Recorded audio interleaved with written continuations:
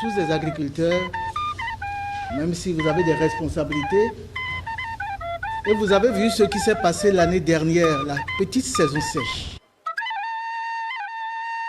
C'est dramatique. Il y a des gens qui ont fait 15 hectares de maïs, ils n'ont récolté aucun épi. Ce qui m'a fait le plus mal, comme m'a rapporté, c'est une dame à Henri.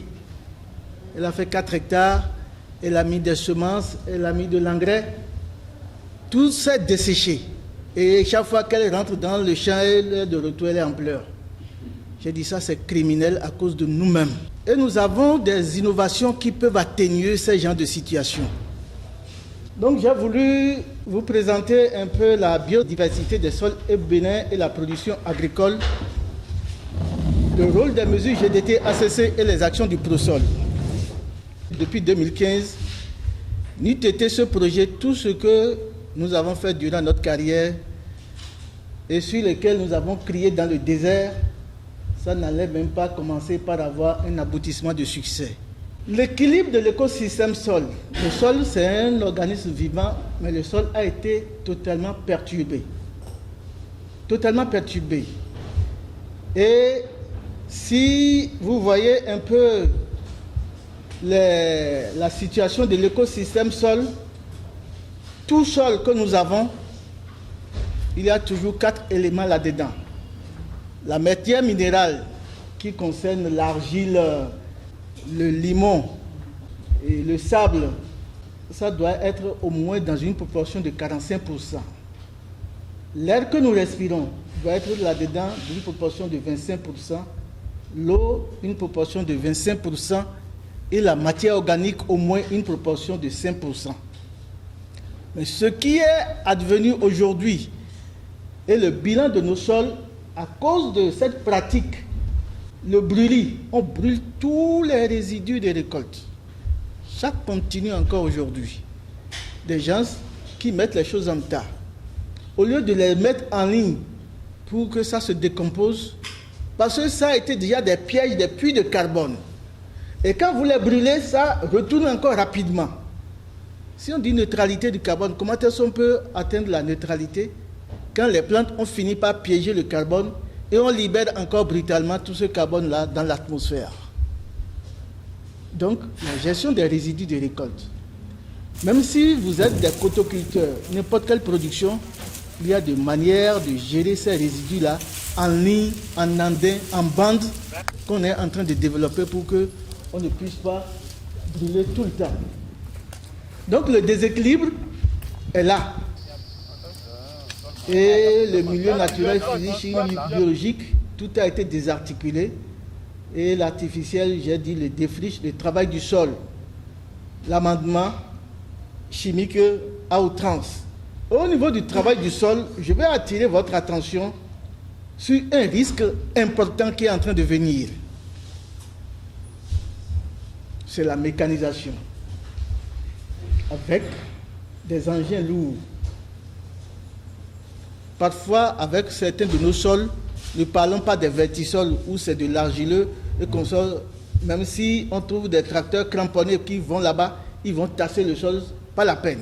Alors que nous avons des innovations qu'on peut envoyer et qui peuvent permettre de faire le labour de façon naturelle, le contrôle des herbes de façon naturelle. Il suffit simplement qu'il y ait une décision. Même si ce n'est pas politique, il faut que du point de vue organisationnel et fédérationnel, vous puissiez être les porteurs de cette innovation pour dire c'est là où nous voulons aller. La politique est obligée de vous suivre en ce moment. Je ne dis pas qu'il ne faut pas utiliser ces moteurs-là, mais leur utilisation doit être raisonnée.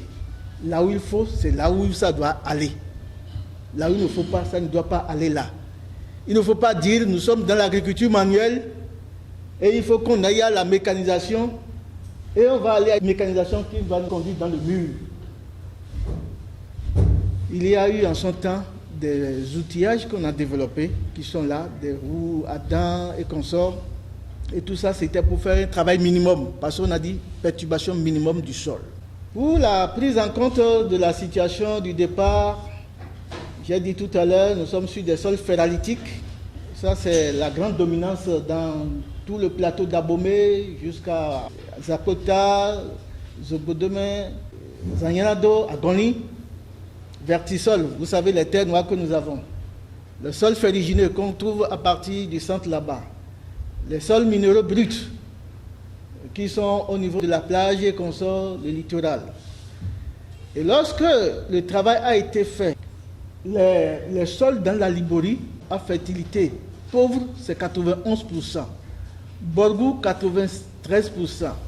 Le Zou, 91%. Les collines, 62%. Donc tous nos sols ne sont plus d'une bonne fertilité à cause de ce que nous avons fait de là. Le haut là, c'est fertilité faible à très faible. Après, c'est la fertilité moyenne.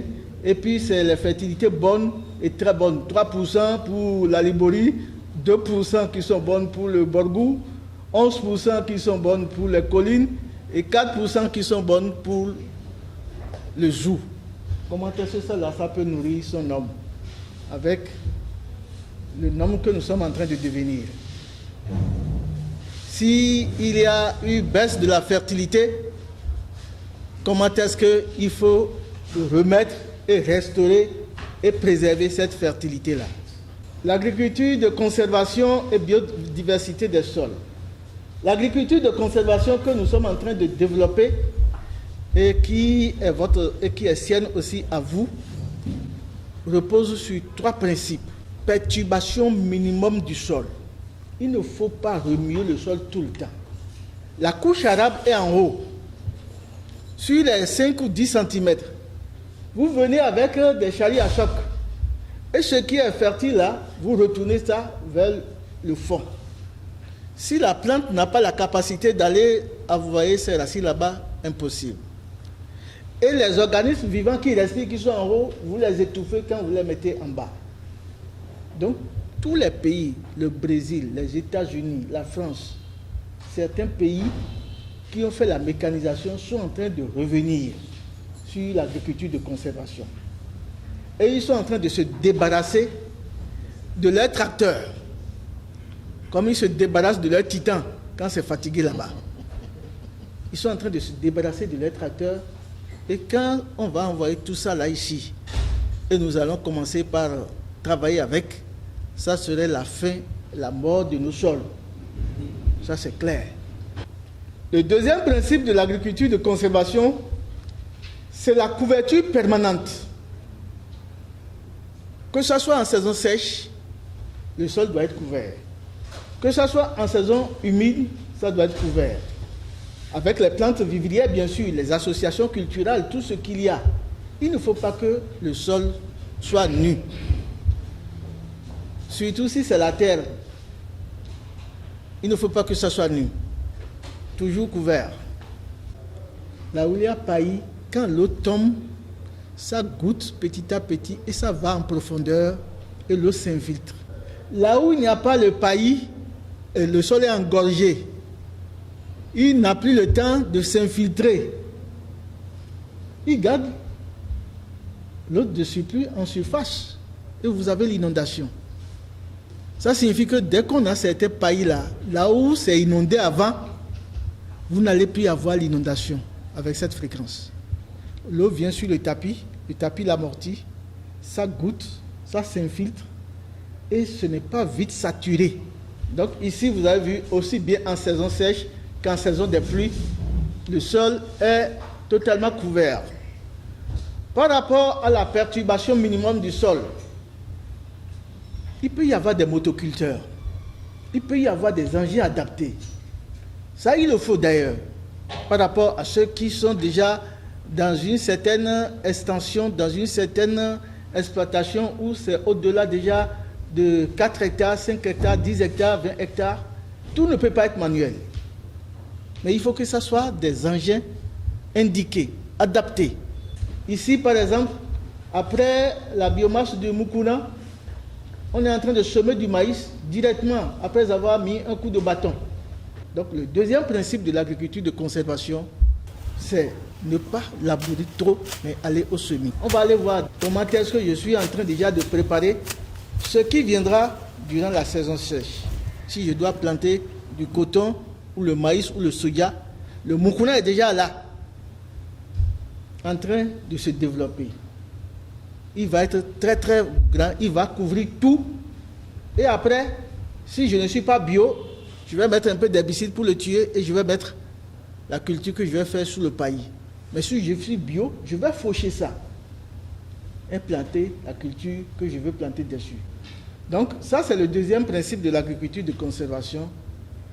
Et le troisième principe, c'est l'association et les successions culturelles pour produire et restituer au sol. Il faut qu'il y ait de l'association. En pays Roli, ils mettent le maïs et le pois d'Angola dans le même trou. Et tout donne. Le maïs grandit, on le récolte, et le pois d'Angola qui est faible bondit maintenant.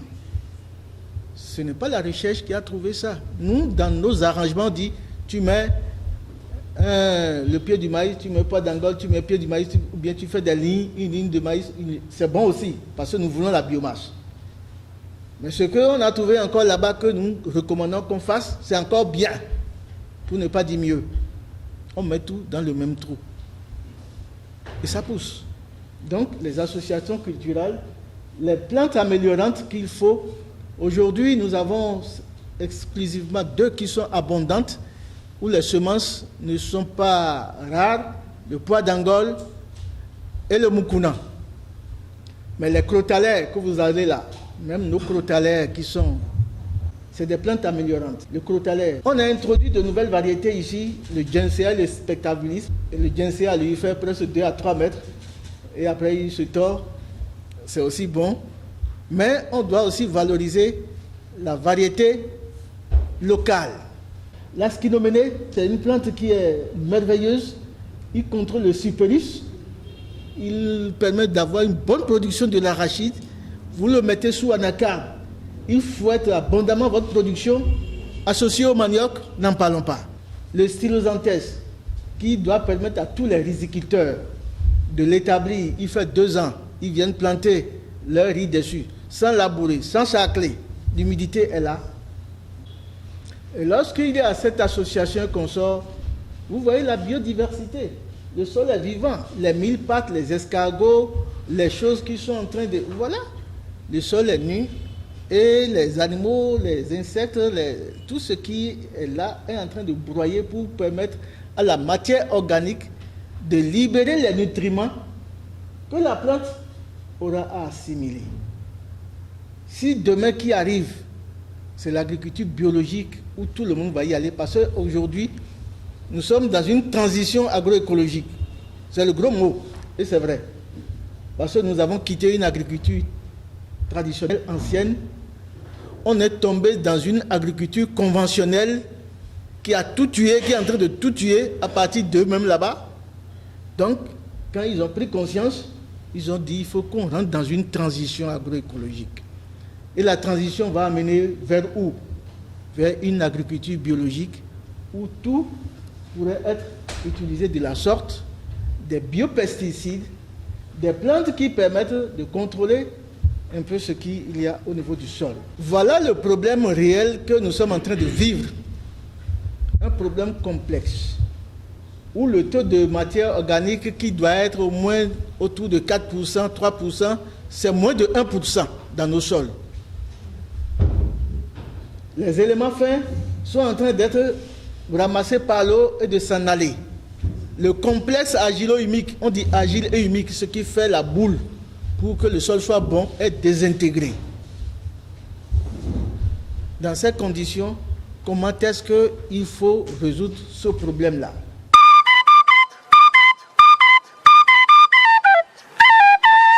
Nous avons dit aux grands mots de grands remèdes. Nous ne pouvons pas aller avec quelques solutions pour dire qu'on va inverser le processus. Il faut une combinaison de ces mesures. Et c'est là où nous avons proposé ces catégories de mesures qui sont en diffusion depuis.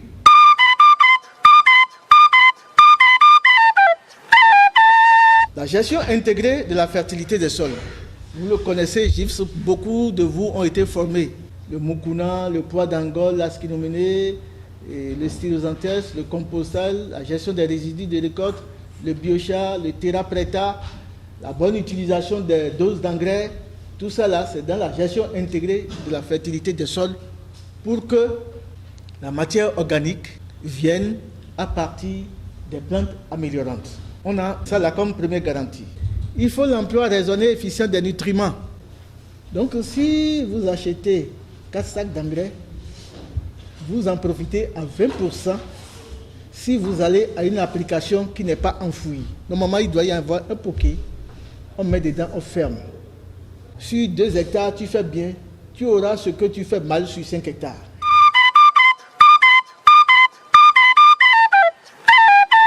Deuxième catégorie de mesures, l'agriculture de conservation qui voudrait que nous fassions des semis directs sous paillis.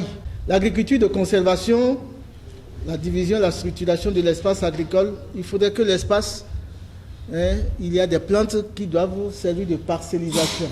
Vous ne devez plus être dans des champs qui bougent comme les cartes tout le temps. Les plantes, les cultures vont bouger, mais il faut que les parcelles soient marquées par certains arbres. Assolement et rotation, association culturelle, la parcellisation. Moi, je voudrais qu'au niveau de la FIPRO, vous puissiez avoir toute la fertilité possible pour voir quelle recomposition il faut faire pour le futur. Les agriculteurs peuvent être informés à temps réel. On a les possibilités pour qu'on puisse aller à cet encadrement-là au niveau de notre population rurale.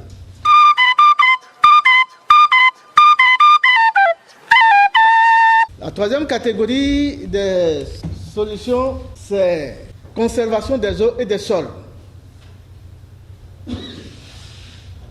Et là, comment est-ce que nous allons faire pour que l'eau qui tombe ne ramasse plus tout l'argile, le limon, tous les éléments fins, pour qu'il ne reste que les cailloux et le sable? S'il ne reste que du sable, vous savez déjà plus que moi, quand il fait chaud, le sable se chauffe rapidement. Et quand il se chauffe, il ne se contente pas de se chauffer, il chauffe aussi la plante qui est sur le sable. Et c'est pour ça que quand on est sur ce terrain sableux, si on a mis des cultures et s'il y a manque d'eau, les premiers à mourir, c'est les cultures qui sont sur les sols sableux. Parce que ça n'a pas d'eau. La conservation des eaux et des sols, là où vous avez des palmiers, les pleines lunes, si c'est un plateau, si c'est sur pente, les demi-lunes, c'est des mesures qui étaient pour le Sahel. Mais nous avons adopté ça pour notre situation et ça a marché. Si vous avez des orangers, si vous avez des manguiers, on doit pouvoir les traiter pour que l'alimentation en eau puisse être maximisée avec cette technique-là. Le labour perpendiculaire continue toujours de labourer dans le sens de la pente et tout s'en va. Ça, c'est des choses qu'il faut corriger. Après, la troisième catégorie que je viens de citer,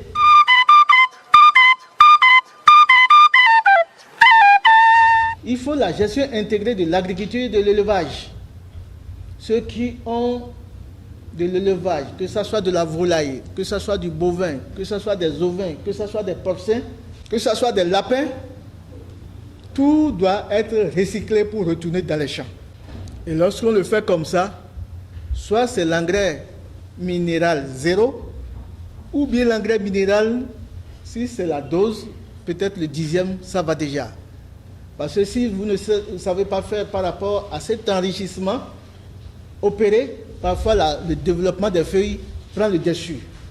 Donc, en même temps, si vous avez des troupeaux ou durant la saison sèche, cela a de la difficulté à se nourrir, pourquoi ne pas planter du mukuna maintenant et en juillet le couper, le laisser faner, mettre ça en botte, en foin et engranger pour sortir de temps en temps? Ça, c'est des innovations qui sont là. Vous voyez là, le mukuna, sa biomasse. On ne va pas nous dire que c'est le forage, c'est la nourriture que Dieu a donnée aux animaux. Voilà la première solution pour avoir des légumineuses fourragères à côté du bracharia, à côté du pédicétum et consorts.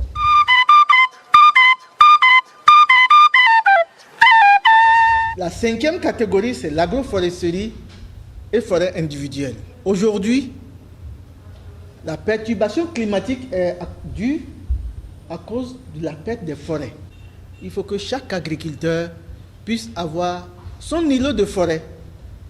Je ne dis pas d'occuper tout le champ. Si j'ai 10 hectares, de façon régalienne, on peut recommander que j'ai au moins demi-hectare ou 1 hectare de forêt. Ça peut être en teck, ça peut être en entérolobium, ça peut être dans certaines espèces, mélina et consorts. Et du coup, les petits îlots de forêt là vont commencer par changer au moins la situation du changement climatique qu'il y a.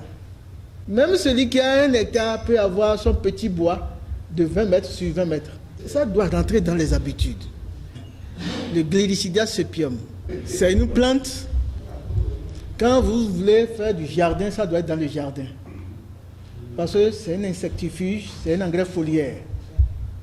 La première fois que Kodjo Siaka a fait un essai avec ça sur Niébé, où on a utilisé D6 sur un traitement, les extraits à queue du Gliricidia sur un autre traitement, le D6 a foudroyé les insectes, ça a produit, mais le Niébé est mort en fin de cycle.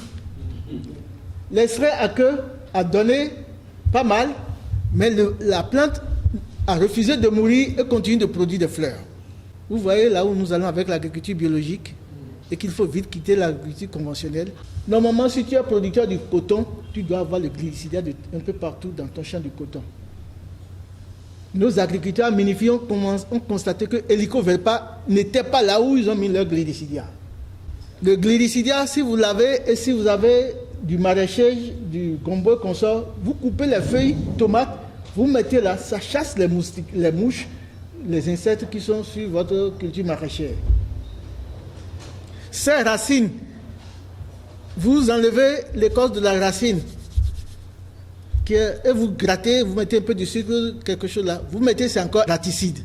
On a amené les plantes du Gliricidia quelque part et l'agriculteur a mis ça dans sa chambre. Le lendemain ou le surlendemain, il a dit que les rats ont mangé les feuilles.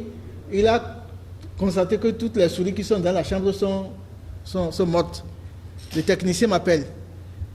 Il a dit, ah, mais je ne savais pas que la substance aussi est présente dans la feuille. Ce que moi je connais, c'est les racines, l'écorce des racines qu'on écrase pour faire des appâts contre les rats dans les champs. Donc, le Gliricidia, vous devez l'avoir. Le Gliricidia sert de clôture des champs. Si tu as 10 hectares, 20 hectares, et si tu commences par utiliser le Gliricidia, en moins de 5 ans, tu as clôturé tout ton champ. Ça s'utilise par bouture, ça s'utilise par stomp, ce que vous avez là, ça s'utilise par graine, semi-direct, ça s'utilise par plantule, et ça s'utilise aussi par branche. Tu peux couper la branche et creuser le trou et mettre dedans, ça bourgeonne à différents endroits. L'entérolobium cyclocarpum. L'entérolobium cyclocarpum, tous ceux qui ont des petits ruminants, des bœufs consorts, ils doivent avoir la bande de cet arbre-là. Mais entérolobium, lui, vous pouvez marquer les grandes limites, les points cardinaux avec ça. Il est trop envahissant. Lui, il est bon pour que en moins de 10 ans, vous ayez votre tampon forestier. Il y a le moringa, il y a le mélina, toutes ces espèces-là doivent être considérées.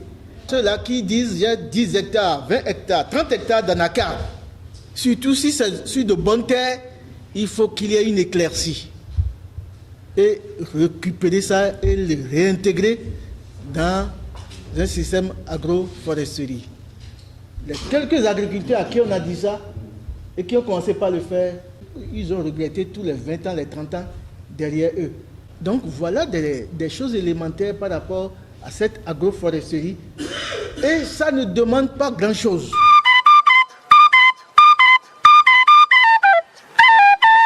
Les effets environnementaux, les effets économiques, c'est là pour la gestion intégrée de la fertilité des sols, une amélioration de la structure du sol, parce que quand tu mets un peu cette plante-là, le sol devient spongieux et ça conserve mieux l'eau. Réduction du coût de labour, des intrants chimiques, l'entretien des cultures, l'augmentation de la production agricole, meilleure exploitation des auditions du sol, bonne gestion des risques climatiques, la gestion intégrée de l'agriculture et de l'élevage, l'amélioration de la qualité des sols, augmentation du rendement, la diversification du revenu, parce que tu fais l'agriculture et tu fais l'élevage.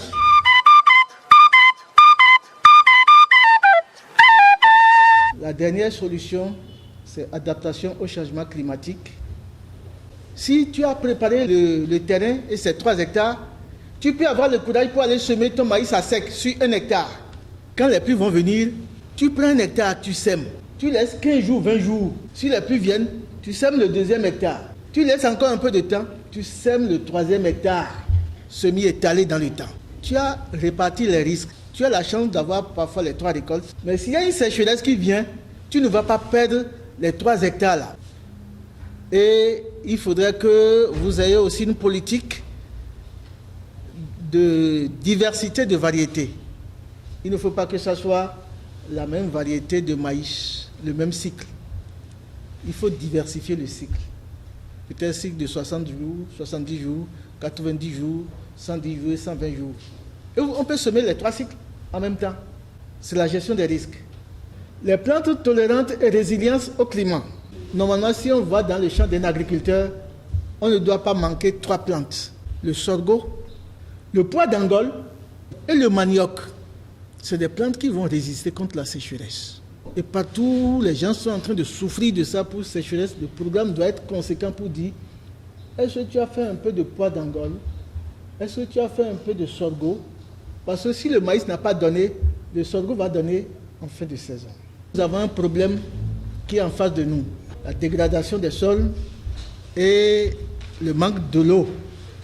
Comment est-ce qu'il faut aller à la guerre? Je vous ai montré qu'on a 6 catégories de mesures. Si je rentre dans ces mesures-là, dans chaque catégorie, vous avez au moins une dizaine de solutions ou presque une trentaine par catégorie. Quand vous rentrez dans les variantes, par catégorie, vous pouvez être parfois à 150 mesures. Si je dis variante, par exemple, les différentes manières de planter le pois d'Angole dans les cultures.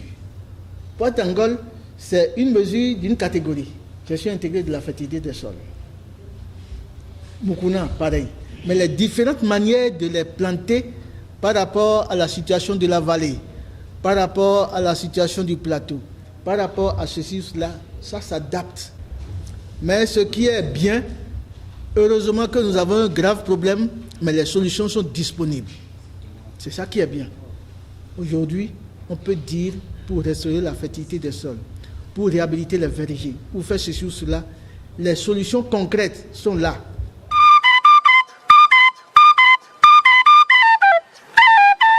Ce que nous vous proposons, si ça ne s'inscrit pas dans le temps, il n'y aura pas de réussite durable. Vous avez entendu des plantes, vous n'êtes même pas encore en contact avec ça. Il y a la mise en contact. Et cette mise en contact-là, ça se fait par le technicien qui vient voir l'agriculteur, comme je suis venu vous voir aujourd'hui, pour vous en parler et pour vous donner quelques semences, pour vous dire, mettez ça en place. Ça va faire 1 ou 3 ans. Il faut maintenant que vous l'appliquiez avec les combinaisons, avec les cultures.